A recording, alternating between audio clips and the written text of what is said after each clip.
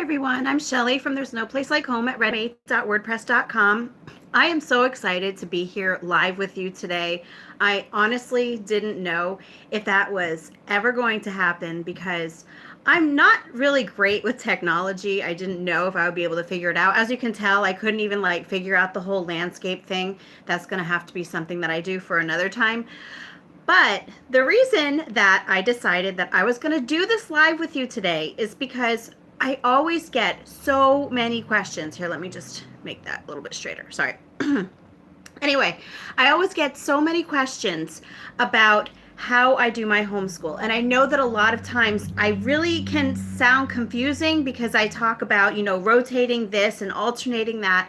And it can, I know that a lot of people are like, what is she talking about? So I thought that I would just spend a bit of time really going into detail how we do that. Hi, Jillian.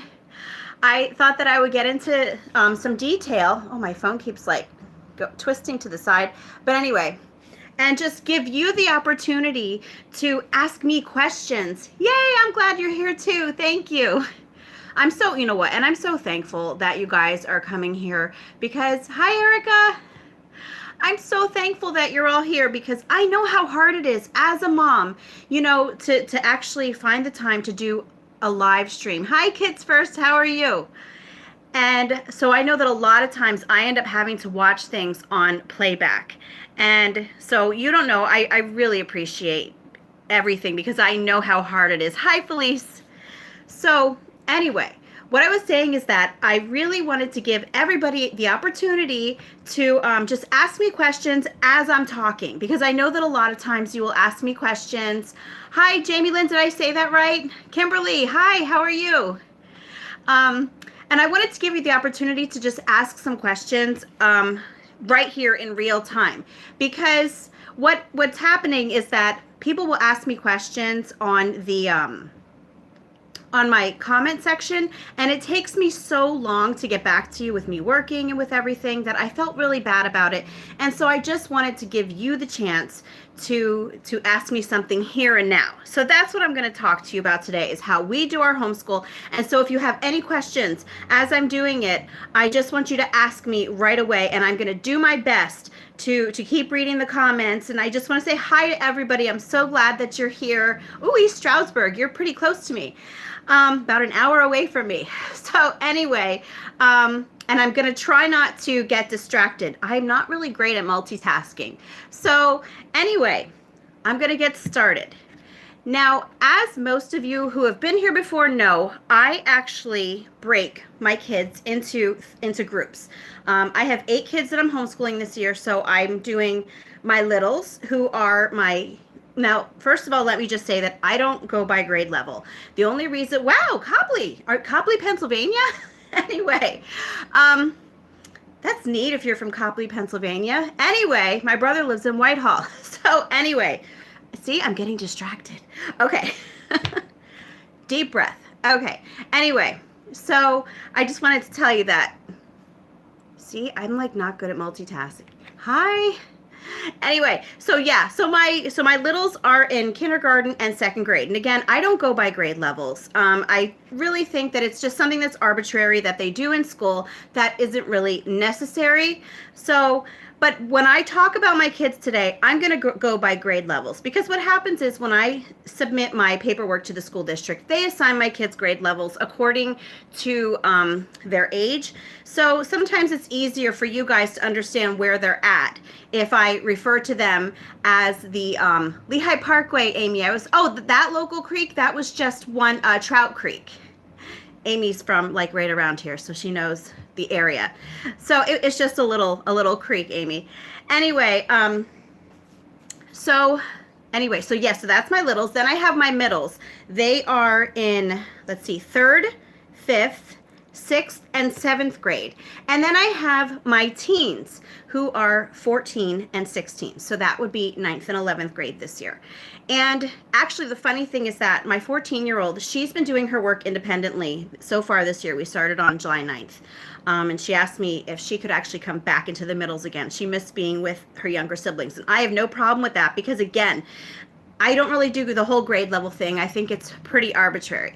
So anyway, I'm just going to get started telling you exactly what I use. I'm going to start out with that, what I use. So for my littles, first of all, I want to tell you, I don't use textbooks. Other than math for my littles, there are no textbooks that I use in my house. I just don't like them. My kids don't like them, and we just don't have a good experience with them, and at least my kids don't really learn well from them. So now you're going to laugh when you see our devotional that we use, and please promise not to laugh, because it looks like it's been through a war, but it's the kids' devotional Bible. I know it's backwards because I have to use my phone. I don't have a webcam on my laptop. So yeah, that says kids' devotional Bible, and that is what we use for our devotions. And this is just going to be really quick because I did do curriculum videos, so I just want to give you like a quick look through of what we use so that you know what I'm talking about when I get to that part later. My littles also use, well, my second grader uses Adventures in Phonics. And again, this is just what she was doing last year, and she just is continuing with that. And my kindergartner, I forgot to pull it out, she is using Explode the Code this year. And that is really just because I could not find Adventures in Phonics anywhere online. Like it kept saying sold out, because I love Adventures in Phonics. It's through Christian Liberty Press. So I got Explode the Code, and I will say that I like it, she likes it, but so far I really do like Adventures in Phonics better, maybe just because I've been using it for years and I'm more used to it. But anyway, so that's where we're at with phonics. For math, they are both using Abeka. That's what they're using for math this year. So actually, yeah, you see this is grade 1. I'm using that for my kindergartner because she already knew everything that was in the kindergarten book, because I had like looked through the Abeka kindergarten one, and it was just mainly like shapes and colors and things that she already knew. So I got her started on the first grade one. So, oh, and also Beautiful Feet. Where is that?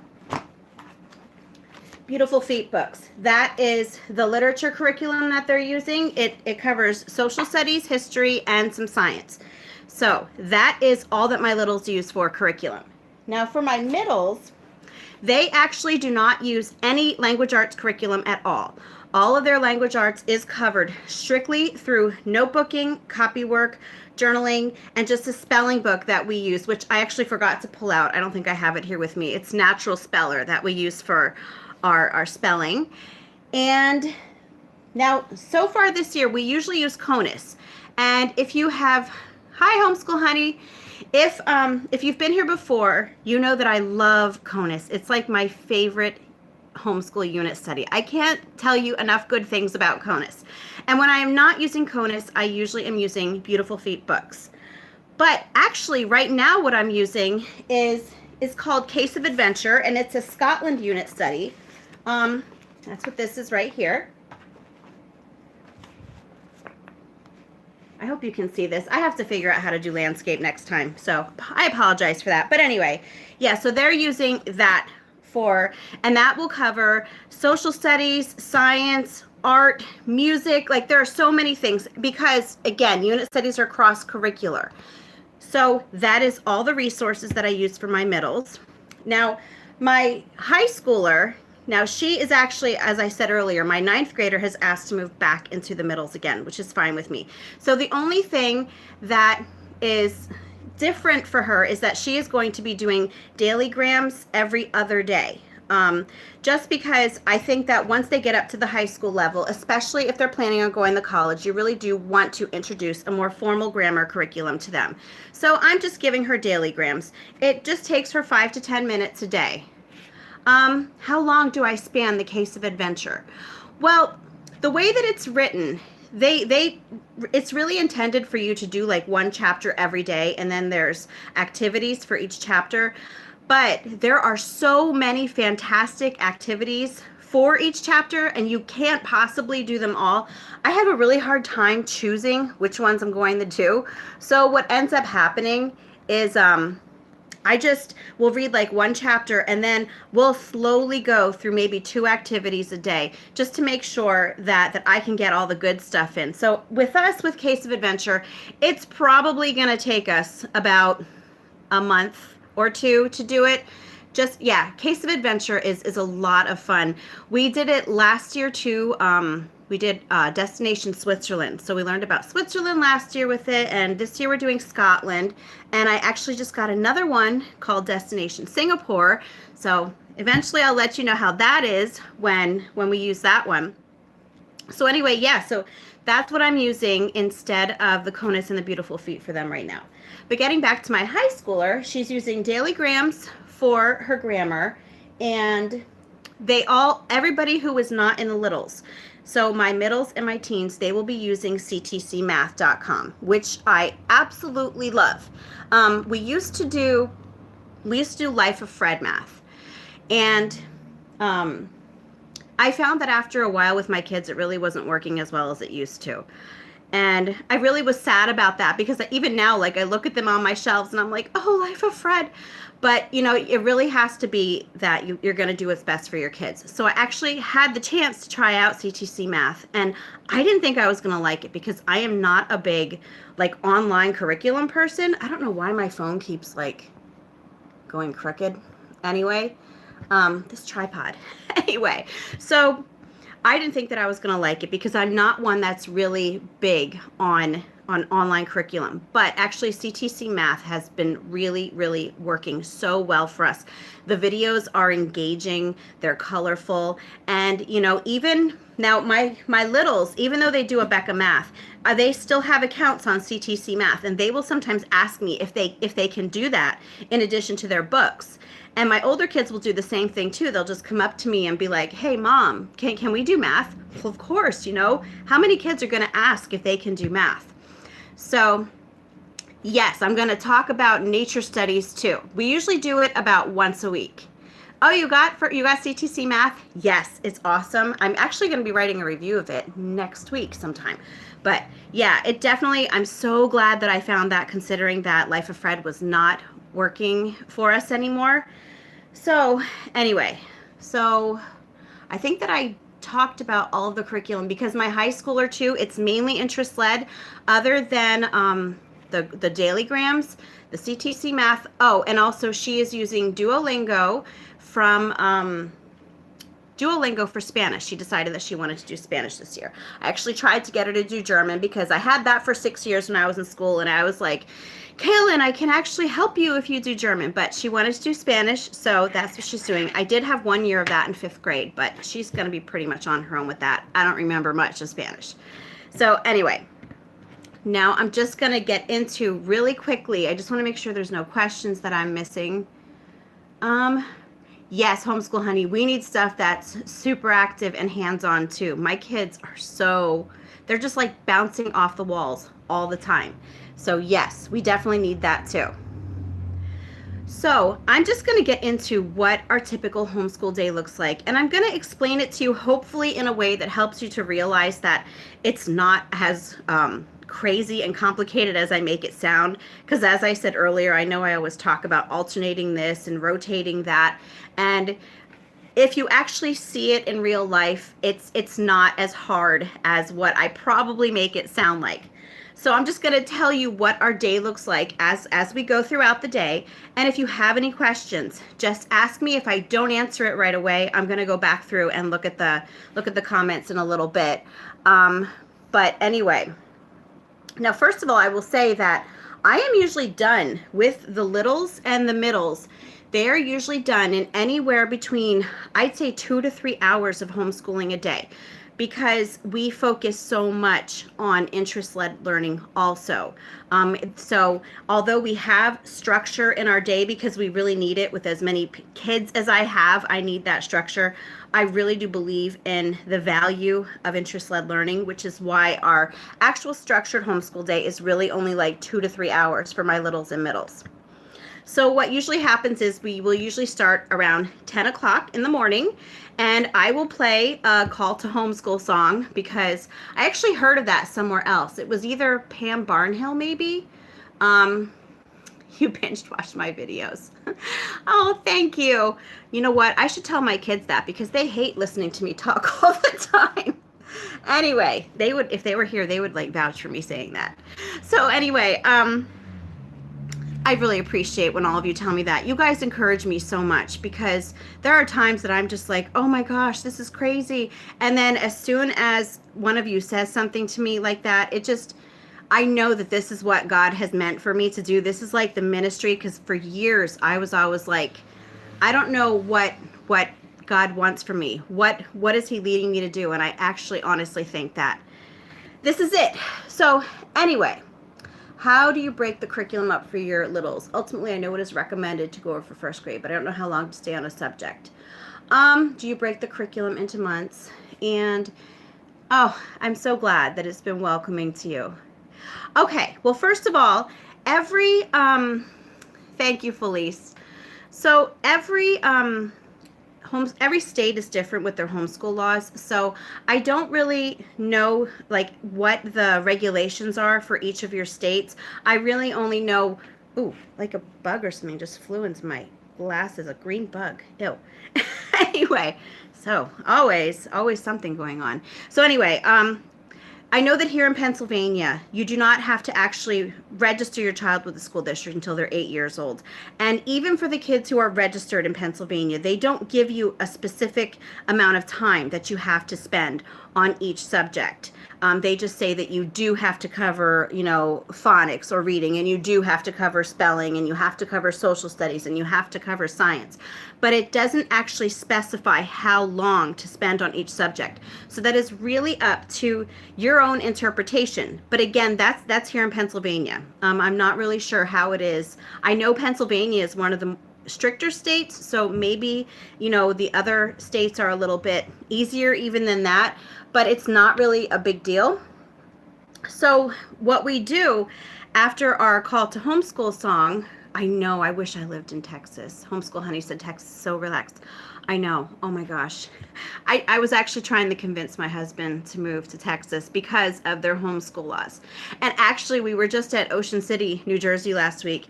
And I said to my husband, we could always move here to New Jersey if you ever want, because New Jersey is another one of those states that is like really easy. I know Pennsylvania does seem really rigid, but there's another one up in New England. I forget if it's Vermont or Connecticut, one of the New England states, I think is even worse than Pennsylvania. And even I think like New York intimidates me, just the laws. Now, if there's anyone here from New York and you want to comment on that in there, I would love to hear that. But anyway, so I think you just have to get used to the regulations. It can be intimidating for anyone when they're starting out homeschooling. You don't know what the laws are in your state.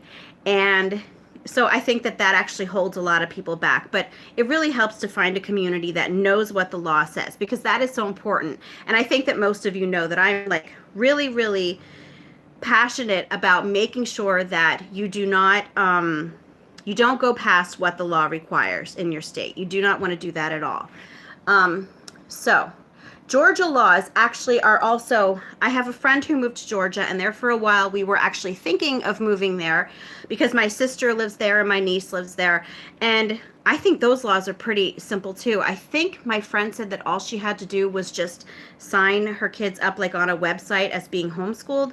And I don't remember if she has to have them tested every now and then, but she gets to keep the scores. But I do know that it was much easier than what it is here. So anyway, so after we do our call to homeschool song, what I usually do is that raggedy devotional that I showed you. I will just read a devotion with my littles and middles. We all sit together and we read that. After that, my littles will go upstairs and play for a while, and I will actually just start school with my middles. It's my middles who always start first. And so what we usually start with is some type of a read aloud. Read aloud is like my favorite time with my kids because I love reading, and I just think that it's a nice bonding experience for you to have with your kids. So what we do when we're doing read aloud is I will stop after every few pages and I will have one of the kids narrate what I read back to them to make sure that they were actually paying attention. I have a little cup with a popsicle stick and I have numbers written on them, like 1, 2, 3, 4. And so each of my kids is assigned a number. And when I pull the popsicle stick, that's the child that has to narrate for our read aloud. So that's what we do for that. And our read aloud usually takes about 20 minutes. Now, before I actually even get any farther, this is where we get into the whole alternating thing. Remember, if you've watched my other videos, you know that I said that I alternate my kids, and I don't know how to describe it so that I don't confuse you. Okay, so here's what we do. Monday through Thursday, we will do like regular days of school. Friday is our nature study day, usually, which is when I like posted that video. So we do that once a week, the nature study. So the other 4 days of the week, when I say that we alternate, what I mean is that, say for example, on Monday and Wednesday, I will do the unit study or Beautiful Feet books with my littles. So they will do their unit study on Mondays and Wednesdays, plus they will do their phonics and their math. Read aloud usually goes with Beautiful Feet books, and spelling. So they do that on Monday and Wednesday. On the days that my littles are doing their unit study, that is the day that my middles do their mainly interest-led learning. There are some things that I do require of them. On Mondays and Wednesdays, my middles have to do spelling. They do cursive, which I forgot to show you. Just a simple cursive book.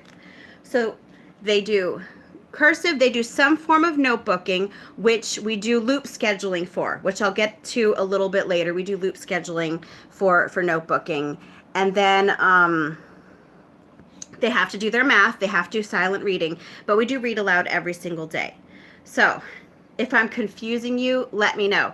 Because Mondays and Wednesdays, that's the day that the littles focus on their unit study, and the middles on Mondays and Wednesdays, it's like their 3 R's and then everything else is interest-led learning. So think of it that way.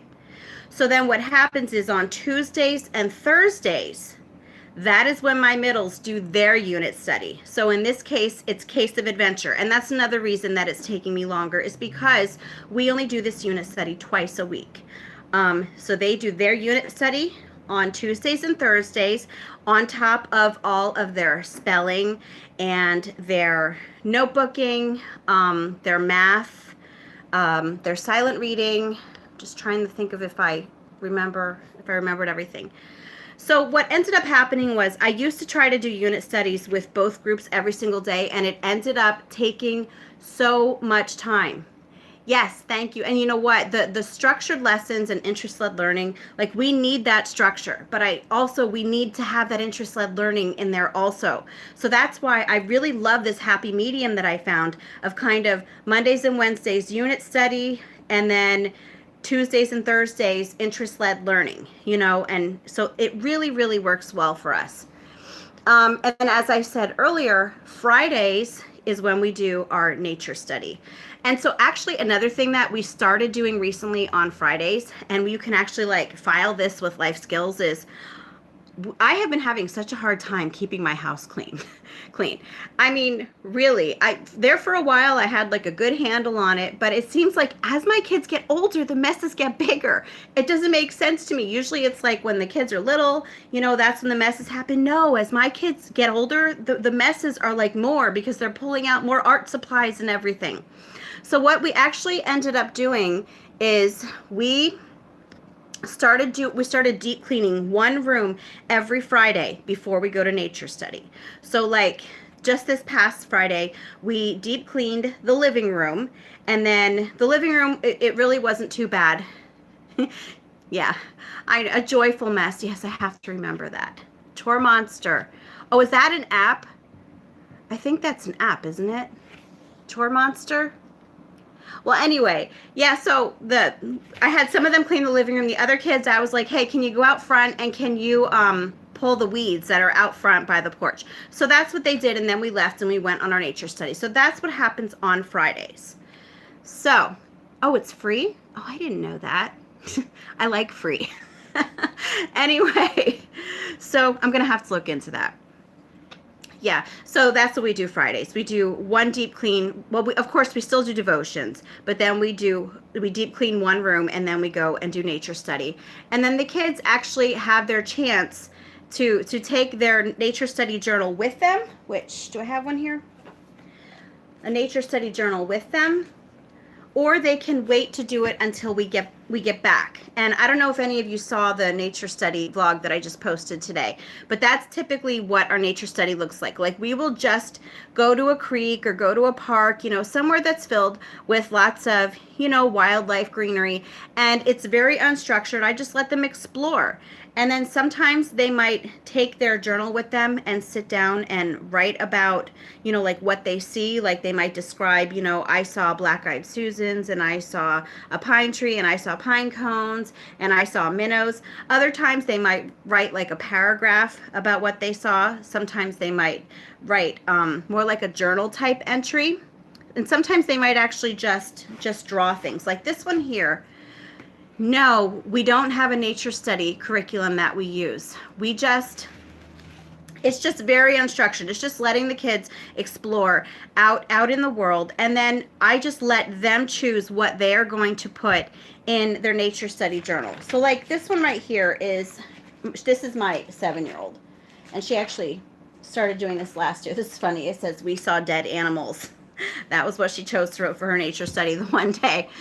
But yeah, all we do really is we just go to a nice area and we let the kids just explore, and then I will give them the opportunity to just write about, whatever they want. They can draw a picture. Sometimes they will, collect flowers or pine cones, seeds, leaves. They'll bring them home and, they'll flatten them, and they'll either tape them or glue them into their nature study journal. And that is entirely up to them. But that is also something that we don't use a curriculum for. You know what? I don't even make reports or but do you have to do that for your state? I'm talking to Jean Arredondo. Did I say that right? Stick snakes would scare you. They scared me too. And I'll tell you what, when that actual live snake like slithered over my shoe last year, I was done. I was like, guys, I am never going down those steps again. So, oh, okay. So yeah, I can see how that would be intimidating. Jean has to do progress reports. And I'm so glad that we don't have to. Oh, in Georgia. I didn't know that. I thought my friend said that all you really have to do is just sign the website or whatever. Fill out something online saying that you homeschool your kids. I didn't know that you had to do progress reports. Yikes. I'm glad we don't have to do that. I don't do report cards. I don't do anything like that. Oh, it's for your record. Okay. All right. I gotcha. All right. So that's all that we do for... Oh, you don't, but I was wondering about my state. Okay, yeah, we actually just have to have an evaluation every year. I found a really great evaluator that she really leans towards unschooling, and she completely understands that children learn through life more than they do from curriculum. She completely fits right in with my homeschool philosophy. So I'm really lucky in that. All that we really have to do for that is... I will send her some work samples that my kids did throughout the year. I send her a list of books. And then what else? If they had to do any tests, my kids have to take standardized tests in 3rd, 5th, and 8th grade, which the school district does not get those results. I just give them to the evaluator. I send those to her, and I just basically send her what, how many, like, that we homeschooled for 180 days. And then we actually do our evaluation over the phone. She will call up and she'll ask the kids a few questions, like what was your favorite subject? What was your favorite book? What were some field trips that you did? And it's really, really low key for doing that. So anyway, trying to think. Oh, I told you that I was going to talk to you also about the notebooking rotation. First, let me go back. Do I count my field trip days as a school day? Yes.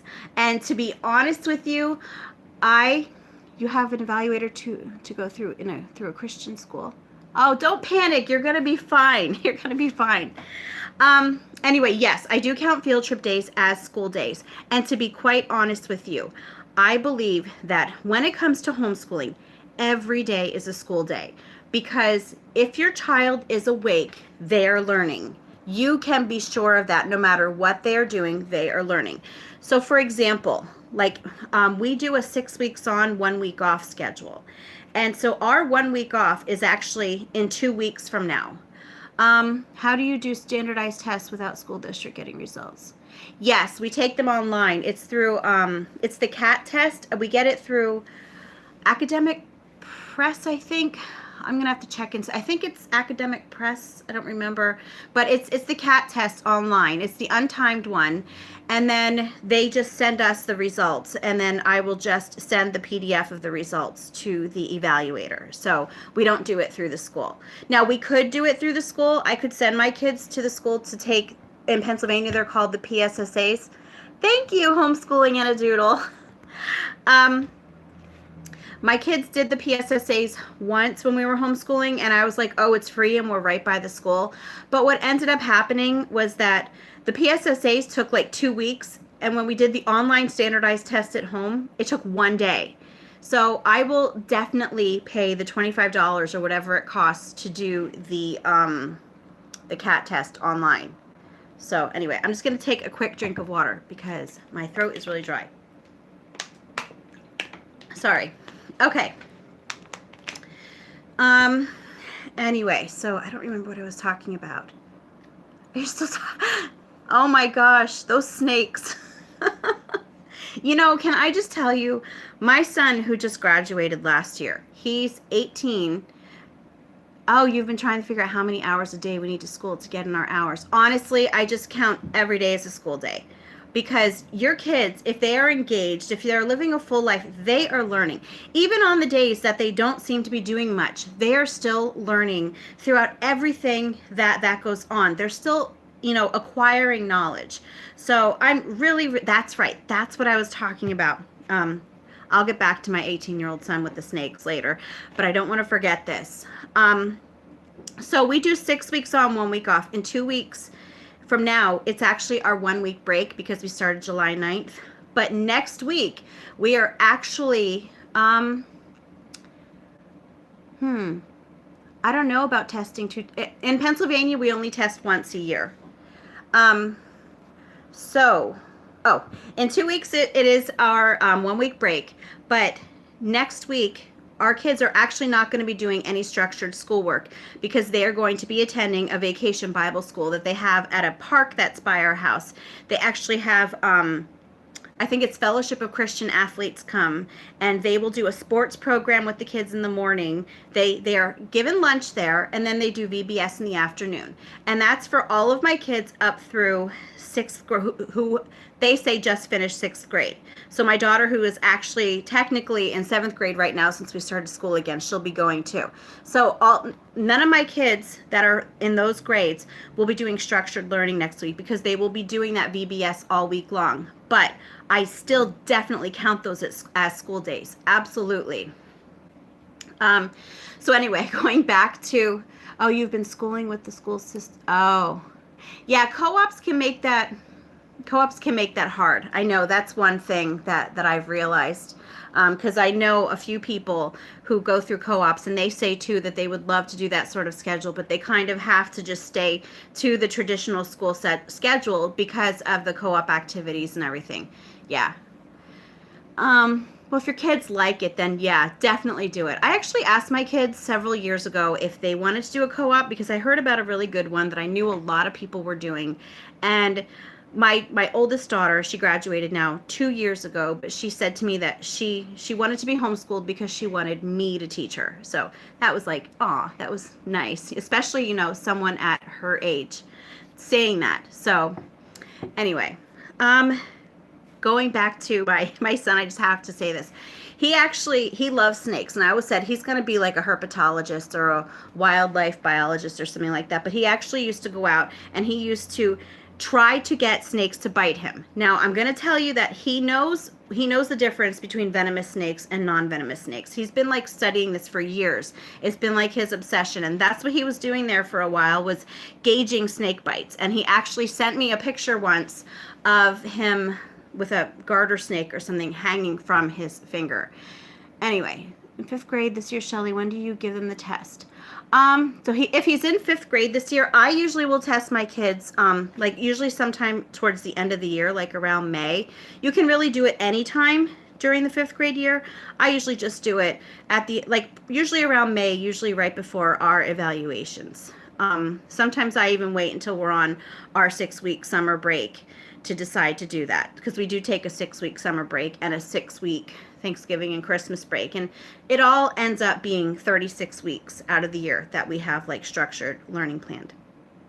So anyway, now one more thing that I wanted to talk about, the past test my kids, my advice to you about the CAT online test is get the untimed one, because when I got the timed CAT test, it really, really stressed my kids out. I actually had to put like a Post-it note over the timer as it was going down, because my son especially, he was like freaking out when he saw that he was running out of time on like especially the math portion. So my advice to you is, I mean, if your kids don't mind that it's timed, then of course do it. But if you want to try to keep it like as low stress as possible, they do have an untimed version online, and I would definitely, yes, you can get it untimed. I just found this out. Now, they took it untimed this past year and untimed last year, but last year was the first time they did untimed. I didn't know before that, and someone was like, yeah, oh, it's through Academic Excellence. That's where I get it from, because I had always been getting it through Christian Liberty Press, and I think they just do the timed one there, unless I'm mistaken. And someone was like, no, you can get an untimed one too through Academic Excellence, and that's what we're going to be doing from now on. It's so much better, not having that the clock ticking. It's, adults don't like when that stuff happens to them. So imagine kids. And, even though I tell my kids, hey, you don't have to worry about it. No one sees your score except for Miss Lisa. She's our evaluator. And I said, she doesn't care what your score is. It's still, they still feel like they're being measured, and even for me as the mom, I can feel their stress, and it's not good for either of us. So, to discuss how you went about getting a diploma for your graduate. In Pennsylvania, I don't know if you're in Pennsylvania, but here in Pennsylvania, actually back in 2000, time has got to increase the scores too. How long does the CAT test take? It actually takes several hours, but that's because we take lots of breaks. I would say about 5 hours, but not all sitting for that entire time. That's with us taking lots of breaks, because whenever my kids get bored or start getting stressed out, I will let them take a break and like go outside and run around or anything like that. But getting back to the diplomas, in Pennsylvania back in 2014, they actually passed a new law stating that diplomas could be signed by the evaluator, and they carry as much weight as a high school diploma, a GED, and an accredited homeschool diploma. So that is actually what we started doing. My 2 homeschool graduates both have the evaluator signed diploma. So all that really happens is the evaluator, she evaluates them each year, like I was talking about earlier. In their senior year, for their senior year evaluation, I will just send in a copy of the diploma. She will sign it, and then she just sends it back again. And that's the diploma. And by law, that has to be counted as equivalent to a high school diploma. So I was really happy about that, because originally we were going to go through an accredited diploma program. And now for my daughter, it would have been fine, because my 19-year-old daughter, she's just very academic, and she just is really, into textbooks and everything like that. But my son, he has ADHD, and so the requirements that they had were just not the type of learning that he does. A lot of the requirements were very sit-down book learning, and my son is about hands-on learning. So anyway, yeah, so that's what we do. We do the evaluator signed diploma. Now, I saw that someone asked about assigning credits and everything. What does the diploma look like? I actually just print it right off of the Pennsylvania Department of Education website. They actually have a PDF of the diploma on there. So I downloaded it, It's a homeschool diploma. I wish I would have it next to me. I would show it to you.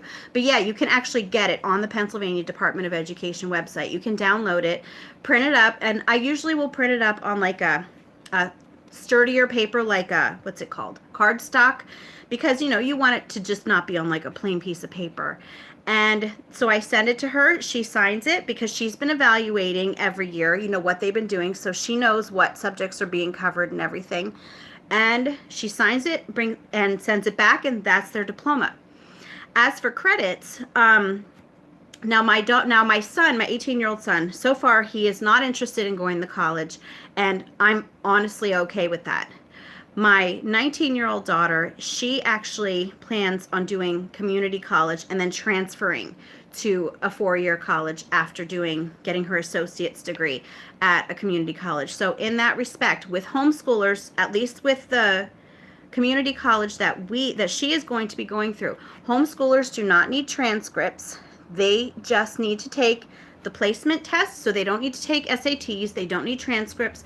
They just need to take the placement test, and that's it. So I haven't had to worry about like transcripts or anything like that. Now I've got a lot of kids following after her, so I don't know, like if one of them is going to say to me, hey mom, I don't want to go to, L-Tri-C, that's the one that she was talking about, I don't want to go to a community college, I want to go right to like say Kutztown or something like that, then I will definitely have to look more into the transcripts. But as of right now, I have not had to do transcripts because of that option that my daughter took.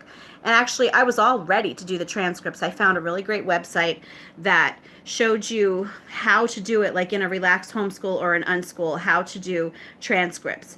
And it's actually on unschoolrules.com. So I'm so glad to still be in elementary homeschooling. I know, but guess what? High school, it comes so fast. It comes so fast. So anyway, yeah, so unschoolrules.com has a really great transcript post on how to do that. So I do have that like bookmarked on my computer in case I do ever have to go that route. But so far I have not had to do that. So let me see. If I missed any of your questions, just let me know, because can the parent sign the diploma? Well, the parent, like the home education provider or facilitator, they sign on the one side. There's a part where I sign it, and then the other side is where the evaluator signs it. So but it has to be signed by the evaluator in order for it to be valid, unless you go through like a GED program, or not program, a GED, or about oh my gosh, I like completely lost my train of thought. Or the accredited diploma program. Okay. How about the middle school years? Okay, so the middle school years, that's the group that I actually call my middles. It's not all middle school years though. When do you start grading your kids' work? I do not give grades to my kids. I don't give them grades. You don't have to in Pennsylvania. Now, sometimes my kids like on CTC math, it will give them like a grade, like say you have a 97 average, and they think that's cute and everything. Not cute.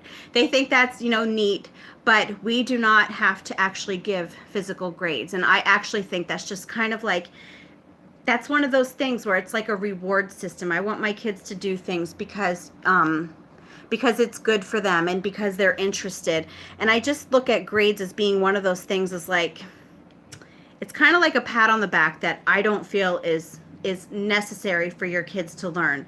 I wish I was as eloquent about it as John Holt was. But yeah, it's just one of those things where I want my kids to do things because they want to do them, because they want to better themselves.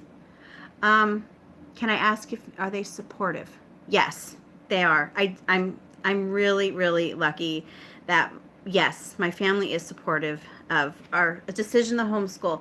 The most that we've ever gotten is my father-in-law. He used to try to tell my kids that I should put them in high school so they could graduate from his alma mater. But otherwise, no. I know, isn't John Holt great? So, love learning intrinsically. Yes, that's what I was trying to think of. Now, I remember someone asked about middle school. That's actually my middles. So when I was talking about my littles, my middles, and my middles are not just like actual middle school grades.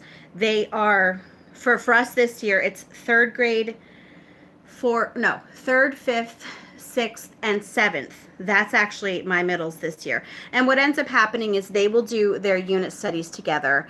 Now, their notebooking, of course, that's individual work. So I do expect higher quality work from like my seventh grader than I would like from my third grader. And as for math, of course, that is also something that's individual. So the seventh grader is going to be on a higher math level than the younger kid. But overall, I do group them together in like my group called the middles.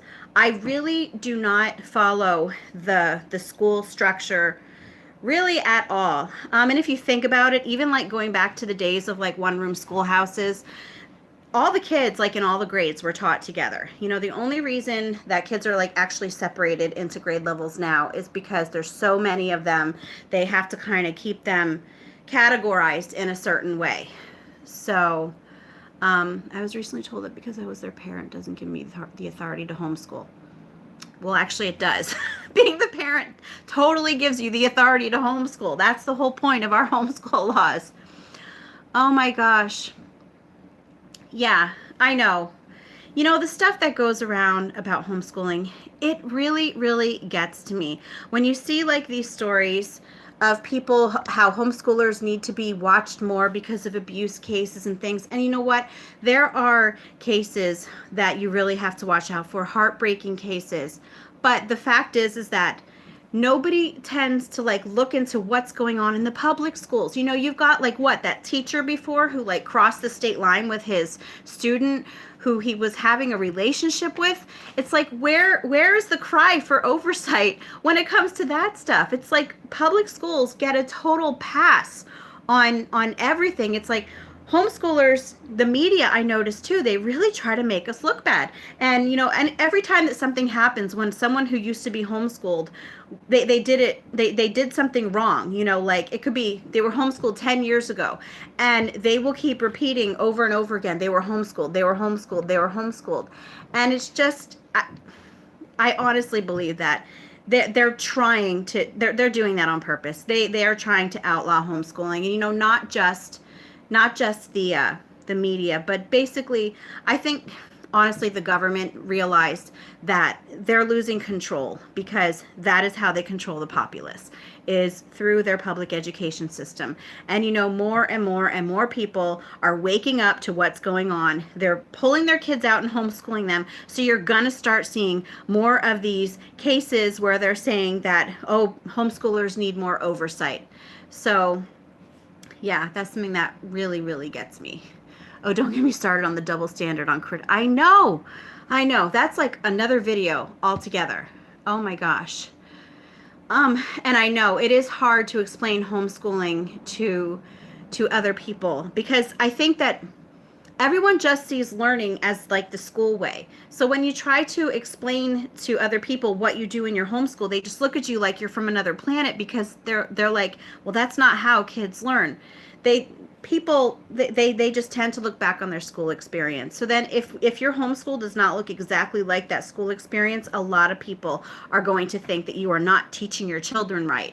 When the fact is that, you know, we're the ones that have really looked into it and have seen firsthand what goes on, you know, in a homeschool setting and how great kids learn. I'm going to go read some of this chat because I know that I'm missing a lot.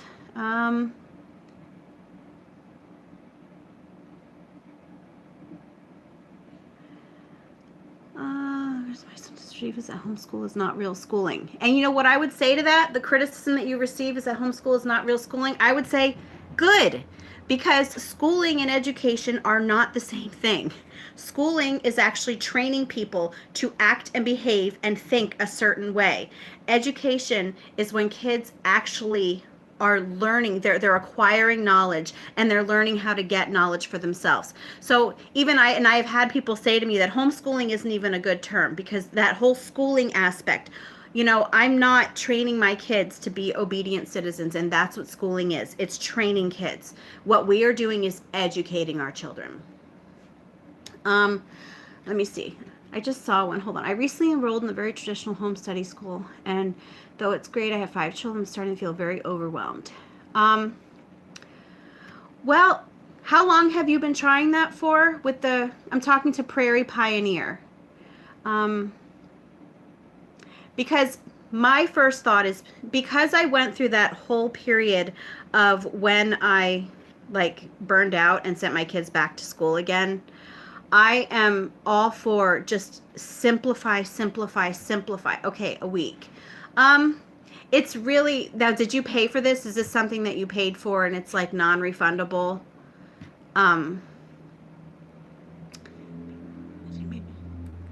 Yes. Well, I did do, when I spoke about being woke, will I do a video on the indoctrination of the public school system? I did do a video on that. Oh my gosh, $1,500. Anyway, yes, I did do a video on that actually before, but I think what I was saying, that I was going to do a video on the hidden curriculum. And yes, I have that on my list of video ideas. I haven't gotten to that yet, but I am definitely going to be doing a video on the hidden curriculum.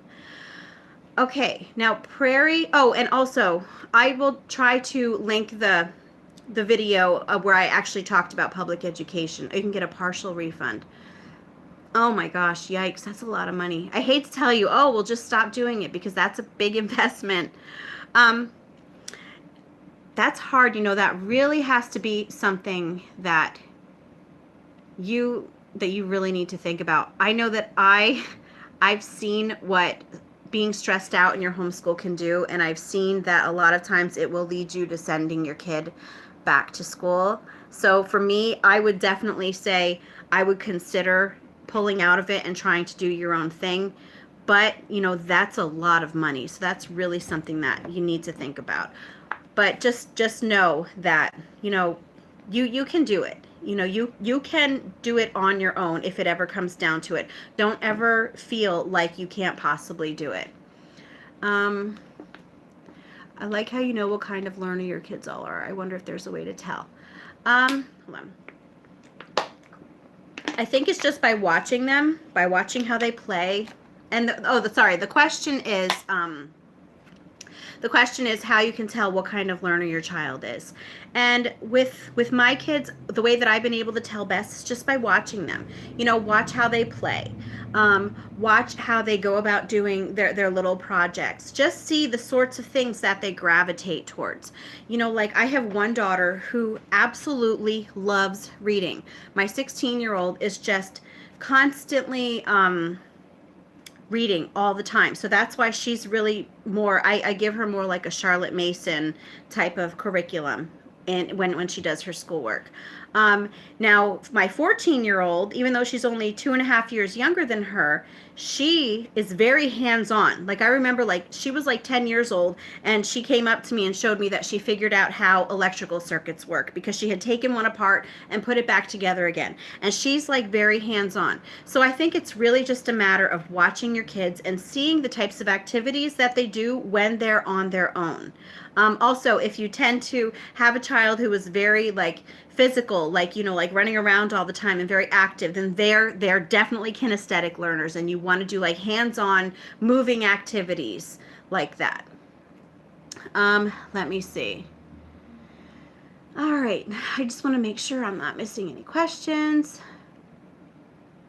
I do want to say before I forget, when I was talking about loop scheduling my notebooking, I know that people always ask, because we do so many different types of notebooks. They ask how we get them all in, because we only do one each day. And what I do is we loop schedule it. So we do, right now we're doing copywork, interest-led notebooking, journaling, and unit study notebooking. And what they usually do is they will just do one type of notebooking each day, and we just rotate through it.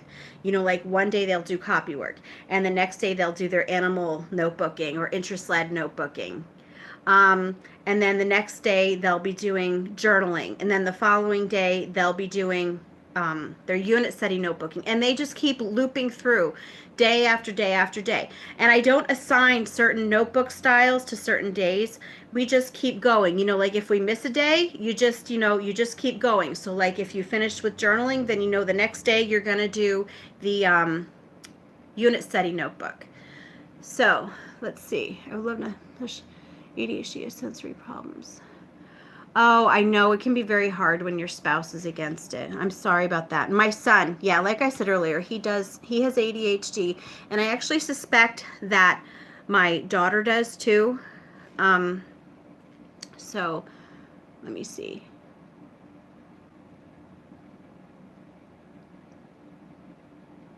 Yeah, and to be honest with you, like definitely you want to get your husband's okay with homeschooling, but when it comes to the pediatrician, they don't have a say in whether you homeschool your kids or not. I would not ever let your child's pediatrician be like the determining factor on whether or not you're going to homeschool them. So definitely, yeah, get on the same page as your husband, but don't worry about what your pediatrician says. You start lessons at 10 a.m. too. Yes, I love just like easing into the day. I don't like waking up really early because I'm not a morning person. So let me see. I just want to make sure I'm not missing any questions. If I missed any of your questions, if you just want to ask it again, I just want to make sure that I didn't forget what anyone said.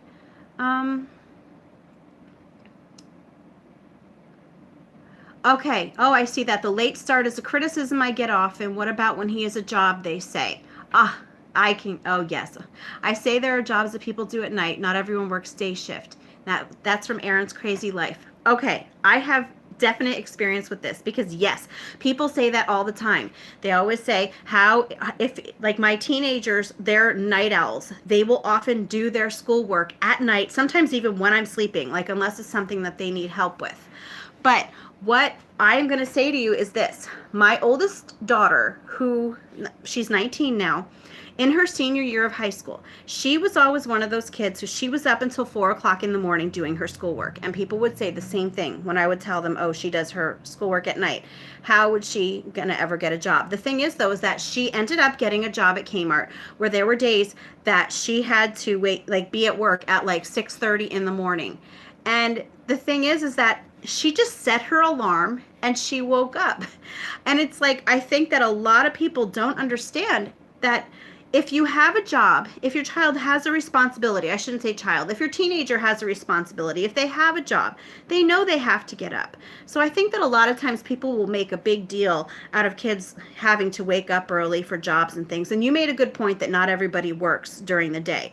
But the fact is that even when they do work during the day, alarm clocks, I know, right? Alarm clocks, imagine that. Really, I've seen even other homeschool bloggers have written about how to teach your teen to wake up on time. And it's like, what is there to teach? You just set their alarm on their phone. Chances are they've got a phone. So yeah, and that was never an issue with her. Like she was never once late for work. She would wake up every morning and she would go to work. And so yeah, never an issue. Oddly enough, she does work swing shift now. Not at Kmart anymore, obviously, but she does work swing shift now. So again, yeah, they will work the schedule that works best for them. And as you said, not everybody works the same shift. So let me just see. Yeah, that's the thing. Like if you have an appointment, you just set your alarm and you get up. So yeah, I could never understand that. Pulling a child to homeschool is not a reportable offense or neglect. If you get your husband on board. Yes, that's what I would say too. I agree with Coral. This is something that is between you and your husband. Your pediatrician does not have a say on homeschooling. Not at all. Yeah, and I also agree. Change pediatricians then. I'm actually going to be doing the same thing. I don't like some of the things that my pediatrician has been pushing every time that we go there.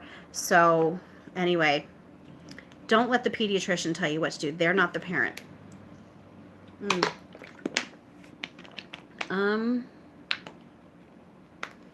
Okay. So it is 11 o'clock right now, and I know that you ladies need to go to bed because you have to get up early with all your kiddos. So I just wanted to ask you if you have any last questions before I finish the live stream for today. And I will tell you that I'm going to try to be doing a live stream every Thursday night at 10 o'clock because I forgot to say this before. Saturday is my last day of work. Yay. I'm so happy. I'm going to be back at home with my kids again. I'll have more time to do this stuff. So every Thursday at 10, I'm going to be doing a live stream again. So if anybody has any questions, yeah, I know, I'm so happy. So if any of you have any questions before I go, just leave a comment quick. Let me see. You know what? Thank you guys for coming because I honestly thought that like I didn't expect anyone to come, and I was like, well, even if no one comes, I can still, you know, just post it later and people can still say it. So I'm pronouncing your name right. I know it's a different one. I love that you are doing this. Oh, you're welcome. Let me see. Let me thank you. Oh, that's right. You know, I forgot that like I'm in Pennsylvania and not everybody's in Pennsylvania. Anyway, oh, hi Vicky. Well, that's all right. That is fine. You know, because like I said, I'm not one, I can't even go watch live streams most of the time. I usually end up having to go back and watch the playback. So I know how it is. Hi, Erin. How are you? I'm still glad that you came, though. Oh, my gosh. And you are so welcome. Oh, and next week is actually, I'm going to be doing a question and answer session next week where you can ask me anything at all. And I will answer it to the best of my ability. And I know that a lot of you were asking things here, but if you, I love you guys too. Thank you. First time homeschooler. Oh my gosh, you're in for such a ride. Oh, you know what? That's okay. I'm so glad that you caught me here. Really. And so if you have any questions that you want to ask me, write it down so you don't forget. And I will be on next Thursday at 10 o'clock. And I will answer your questions to the best of my ability. I need help. How do I homeschool 2 kids at the same time? Oh my gosh. How old are they? I know I'm like telling you that I'm going to go, but I like want to help everybody. How old are your 2 kids? Lokita, Margarita? How old are your 2 kids? Maybe I can just give you some tips real quick before I go.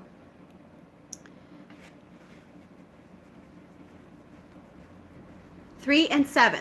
Okay, well, for your 3-year-olds, I would say that you don't even need to worry about homeschooling at all right now. 3-year-olds really learn mostly through play. So what I did for my youngest, I actually just got what I called busy bins, and I went to like the Dollar Tree and got some toys to keep her occupied and filled it up with like Play-Doh and puzzles and markers and stickers and those sorts of things. And we got it out only at school time to keep her occupied. And if you can keep her occupied, and you could probably even get like little workbooks from like the Dollar Tree that you might not want to sit down and do them with her, but at least let her think that she's doing school with her older sibling. I'm saying her, I don't know if it's a girl, but definitely do some sort of a busy bin to keep your 3-year-old busy, and then you can really focus a lot on your 7-year-olds. Another thing that I would say is just to spend a lot of time with your 3-year-olds before you start homeschooling for the day with your 7-year-old, to let your 3-year-old know, hey, mommy's here for you too. So yeah, definitely do that. And I actually went all out and I had a separate bin for each day. Like I had a Monday bin and a Tuesday bin and a Wednesday bin, because that way they have something different to play with every single day in their bins, and they don't get bored by doing the same thing every day. But yeah, I can actually get into that more next week too if you want to come back, and I will answer any more questions that you have. I'm not moving Erin's crazy life. I'm not. I wanted to in the worst way, but we ended up staying at this house. So for now, this is where God wants us. So anyway, are there busy bins for 1-year-old? You could definitely do a busy bin for a 1-year-old. I think it's just a matter of, all I did was I went to the Dollar Tree and I got like a little container and I just filled it up with all sorts of activities. And you definitely want to find something that's age appropriate for your 1-year-old. So I don't know that you could really get much stuff at the Dollar Tree for a 1-year-old. But yeah, you could definitely just fill it up with little activities for your 1-year-old to do. And again, I found that having a separate one for each day really helps to keep the kids occupied, because they're not being handed the same bin every single day with the same old toys. You know, it's something different all the time. So Yes, wants to go to work. So I have pages that she can color, mark, and glue. Yes, and they want to feel like they're a part of it. But I wouldn't really focus so much on sitting down with your 3-year-olds and you know, teaching them letters and numbers, because a lot of times they will pick up on that right from their older sibling. Yeah, it's like you barely even have to do anything. That's really how it is with my 5-year-old. That's why I was saying with math, we went like right to the first grade back a math book. And it's not because I was like spending all this time with her last year. I was not spending time with her. Really, I would just say to her, do you want to do anything today? And a lot of times the answer would be no, but she just picked it up from her younger siblings. So yeah, never underestimate the value of when little ones see what their older siblings are doing. So anyway, I think that I am going to end the live stream right now. So I want to thank all of you for coming. And if you want to come back next week,